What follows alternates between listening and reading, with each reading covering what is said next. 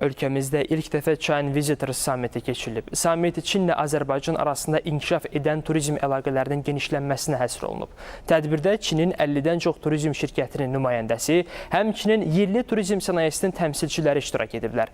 Tədbir iki ölkənin turizm sənayesi arasında əməkdaşlığın dərinləşdirilməsinə və Azərbaycanın turizm potensialının Çin bazarında daha geniş tanıdılmasına xidmət edir. Çinin Azərbaycandakı səfiri Lu Mei bildirib ki, iki ölkə arasında vizadan qarşılıqlı azad olma rejimi turist axınında rekord artıma səbəb olub. Digər çıxış edənlər də diqqətə çatdırıblar ki, bu ilin yanvar-oktyabr aylarında Çindən ölkəmizə səfər edən turistlərin sayı əvvəlki illə müqayisədə 49% artaraq 57 min nəfərə çatıb.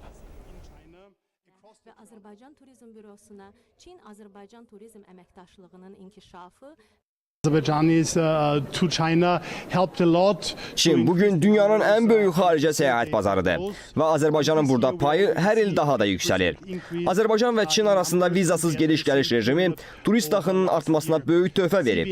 Bu il ötən ilin eyni dövrü ilə müqayisədə artıq 50%lik artım müşahidə edirik. China Visitors Summit çərçivəsində Çinin 51 böyük tur operatoru Azərbaycana səfər edib. Onlar təkcə paytaxt Bakını və ölkəmizin turizm potensialını yaxından tanımır, həm də yerli turizm şirkətləri ilə görüşlər keçirirlər.